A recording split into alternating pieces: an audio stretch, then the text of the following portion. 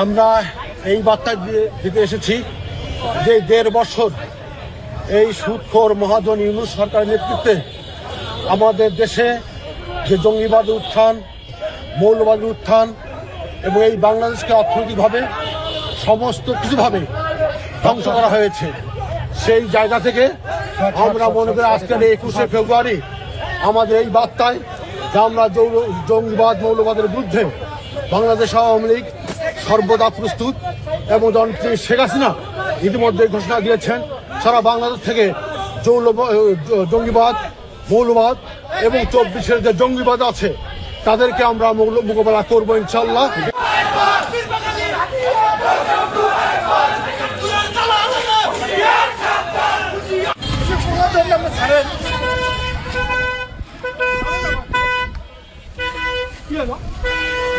আপনারা আমাকে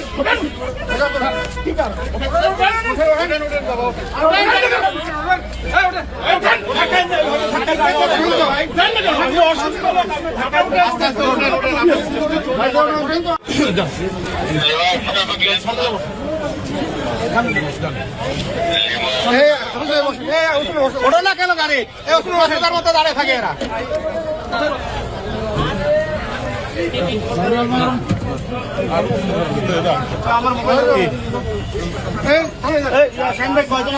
দুইজন কিছু বলবেন নাকি? না কি বলবো,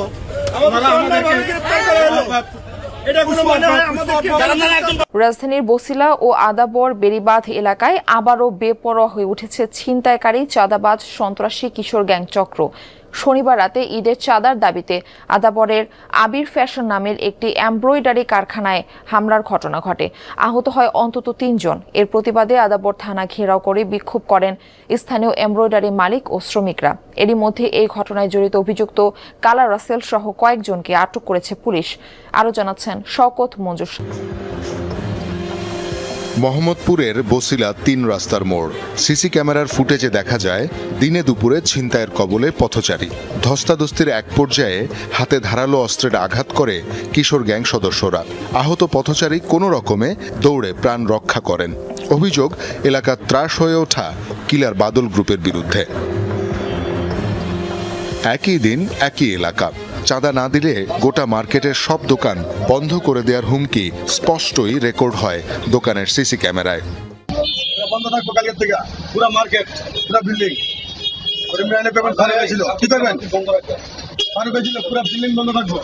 এভাবেই কিলার বাদল, মোল্লা কাউসার, গ্রেজ সোহেল, কালা ফারুক, বাত রাসেল সহ নানা গ্যাংয়ের নামে ছিনতাই, চাঁদাবাজি সহ বিভিন্ন অপকর্মে অতিষ্ঠ মোহাম্মদপুর, আদাবর, ঢাকা উদ্যান, বছিলা সিটি হাউজিং সহ আশেপাশের এলাকার মানুষ।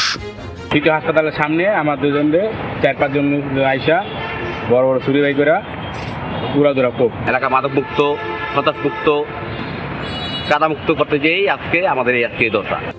সবশেষ শনিবার রাতে আদাবর এলাকায় কালা রাসেল গ্রুপের সদস্যরা ঈদ উপলক্ষে চাঁদা দাবি করে এমব্রয়ডারি ব্যবসায়ী মোস্তাফিজুর রহমানের কারখানায়।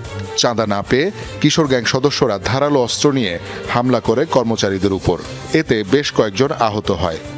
ওরা সব যেই সরকার যখন ক্ষমতা থাকে ওই সরকার মানে সাইনবোর্ড নিয়ে ওরা তখন এই অপকর্মগুলো চালা যায়। একটা ছেলেরে কোবাইতে তার হাতের রগ কেটে ফেলছে, সে এখন হাসপাতালে আছে। আমরা যখন বেতনের সময় আসে বেতনের টাকাটা দিই একটা ওয়ার্কারের হাতে, তখন ওরা যখন রাস্তায় বের হয় তাদের কাছ থেকে টাকা এবং মোবাইল ছিনতাই করে নিয়ে যায়। উৎপাতে অতিষ্ঠ ব্যবসায়ী ও কর্মচারীরা কালা রাসেলের বাবাকে আটক করে। পরে তারা সন্ত্রাসীদের গ্রেফতার ও নিজেদের নিরাপত্তার দাবিতে জড়ো হয় আদাবর থানার সামনে। এতে থানার সামনের সড়কের যান চলাচল বন্ধ হয়ে গেলে সেনাবাহিনীর সদস্যরা পরিস্থিতি নিয়ন্ত্রণে নেয়। তার বাবাকে পুলিশ ধরে নিয়ে আসছে, পুলিশ ইন্টিগ্রেশন আছে, কথা বলতেছে, ঠিক আছে। থানাতে দায়িত্বরত কর্মকর্তারা বলছে আপনারা যান, আইন শৃঙ্খলা বজায় রাখেন, উচ্ছৃঙ্খল করেন না। আমরা আপনাদেরকে ইনশাল্লাহ আশা করতেছি সেই আগে একটা আপডেট দিব ইনশাল্লাহ। এ ঘটনায় মামলা হয়েছে, আটক করা হয়েছে কালা রাসেলকে। পুলিশ জানায় স্থানীয় কিশোর গ্যাং ও চাঁদাবাজদের দমনে টহল ও বিভিন্ন পয়েন্টে পাহারা জোরদার করা হয়েছে। প্রত্যেক এলাকায় প্রত্যেক বিটে আমাদের মোবাইল পেট্রোল থাকে এবং ফুট পেট্রোল আছে। তো যে কোনো ইনসিডেন্ট ঘটার সাথে সাথে আমাদেরকে জানালে আমরা তাৎক্ষণিক ব্যবস্থা নিতে পারবো। আর ভিজিবল পুলিশিং বাড়ানো হচ্ছে। ঈদকে সামনে রেখে পুলিশি নজরদারি আরও বাড়ানো হবে বলে জানান এই কর্মকর্তা। চাঁদাবাজি সন্ত্রাসী কর্মকাণ্ডের অভয়ারণ্য রাজধানীর মোহাম্মদপুর। শনিবার রাতে আবির এমব্রয়ডারি ফ্যাক্টরিতে চাঁদাবাজি করতে গিয়ে এক কর্মীকে কুপিয়ে আহত করে দুর্বৃত্তরা। এই ঘটনায় ক্ষোভে রাস্তায় নেমে আসেন ব্যবসায়ীরা। একটা ছেলেরে সম্ভবত খুব ভালোভাবে কোবাইছে। কোবাই আসার পরে ওদের হাতের 7-8 জন ছিল, ওদের সবার হাতে চাপাতি ছিল। বিগত কিছুদিন যাবৎ এমব্রয়ডারি ফ্যাক্টরি পোলাপান বেতন দেওয়ার পর যখন ওনারা আসা যাওয়া করে, এসব ছেলেরা বেতন নিয়ে বাসায় যাওয়ার পথে রাস্তায় আটকিয়ে ওদের কাছ থেকে টাকা পয়সা নিয়ে যায়।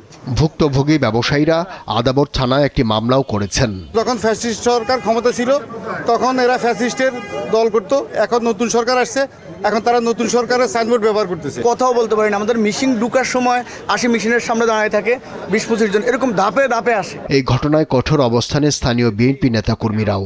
সন্ত্রাসীদের প্রশ্রয় না দেওয়ার হুঁশিয়ার তাদের। এগুলা এখানে প্রশ্রয় পাবে না ইনশাআল্লাহ। খবর পেয়ে তাৎক্ষণিক পদক্ষেপ নেওয়া হয়েছে বলে জানান মোহাম্মদপুর জোনের সহকারী পুলিশ কমিশনার। চাঁদাবাজদের রুখতে সবার সহযোগিতা চান তিনি। প্রত্যেক এলাকায় প্রত্যেক বিটে আমাদের মোবাইল পেট্রোল থাকে এবং ফুট পেট্রোল আছে। তো যে কোনো ইনসিডেন্ট ঘটার সাথে সাথে আমাদেরকে জানালে আমরা তাৎক্ষণিক ব্যবস্থা নিতে পারবো। আর অপরাধী যেই হোক তাকে আমরা আইনের আওতায় আনবো। মোহাম্মদপুরের বিভিন্ন স্থানে একদিনে 3টি সন্ত্রাসী কর্মকাণ্ডের ঘটনা ঘটেছে বলে জানিয়েছে পুলিশ। চাপের মুখে নতি স্বীকার নয়, এমন ঘোষণা দিয়েছেন ইরানের প্রেসিডেন্ট মাসুদ পেজিশকিয়ান। বিশ্ব শক্তিগুলো ইরানকে মাথা নত করাতে চাইছে বলে অভিযোগ তুলে তিনি বলেন, নানা সংকট তৈরি করা হলেও আপোষ করবে না তেহরান। ইরানের প্যারালিম্পিক্স দলের সম্মাননা অনুষ্ঠানে এই মন্তব্য করেন তিনি।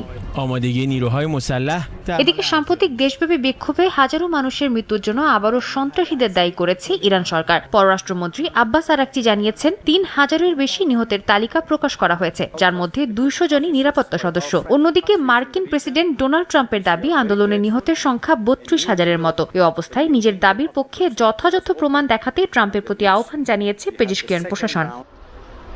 কূটনীতির গণ্ডি ছাড়িয়ে ওয়াশিংটন তেহরান উত্তেজনা সামরিক প্রস্তুতিতে রূপ নিচ্ছে। পর্তুগালের আজোরেসের লাজেস বিমান ঘাঁটিতে মার্কিন সামরিক বিমান মোতায়েনের তথ্য জানা গেছে। যুক্তরাষ্ট্র বলছে প্রয়োজনে ইরানের সীমিত পরিসরে সামরিক হামলার কথা বিবেচনা করছে তারা। এর মধ্যে কাতারের আল উদেইদ মার্কিন বিমান ঘাঁটি থেকে শত শত মার্কিন সেনাকে সরিয়ে নিচ্ছে পেন্টাগন। ইরানের পাল্টা হামলা থেকে বাঁচতেই এমন পদক্ষেপ বলে ধারণা স্থানীয় গণমাধ্যমের। অপরদিকে যুক্তরাষ্ট্রের যে কোনো সামরিক হামলা ঠেকাতে তৎপর হয়ে উঠেছে ইরানও। দেশটির স্থলবাহিনীর কমান্ডার ব্রিগেডিয়ার জেনারেল আলী জাহান শাহী বলেন, সশস্ত্র বাহিনীর সর্বোচ্চ সতর্কতায় শত্রুর যে কোনো অভিযান বা ভুল হিসাব ঠেকানোর প্রধান হাতিয়ার। জানান, যে কোনো হুমকি মোকাবিলায় প্রস্তুত তেহরান। পাল্টা হুঁশিয়ারিতে ইরানের স্থায়ী প্রতিনিধি আমির সাইদ ইরাবানি জাতিসংঘ সনদের 51 অনুচ্ছেদ অনুযায়ী আত্মরক্ষার অধিকার প্রয়োগের কথা স্মরণ করিয়ে দিয়েছেন।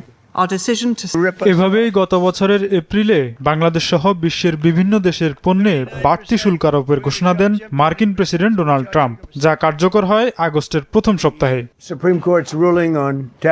সেই আগ্রাসী শুল্ক নীতিকে অবৈধ উল্লেখ করে গেল শুক্রবার বাতিল করেছেন খোদ যুক্তরাষ্ট্রের সুপ্রিম কোর্ট। এতে ক্ষিপ্ত প্রতিক্রিয়া জানান ট্রাম্প।